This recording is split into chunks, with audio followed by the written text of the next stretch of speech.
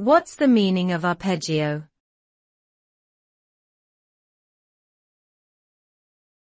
Arpeggio.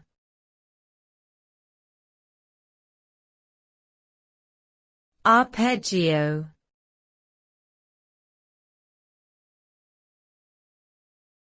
Arpeggio.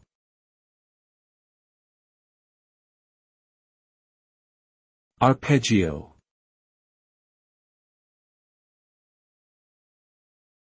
An arpeggio is a musical technique that involves playing the notes of a chord in a sequence, rather than simultaneously. The result is a smooth and fluid sound that is often used to add variety and texture to a piece of music.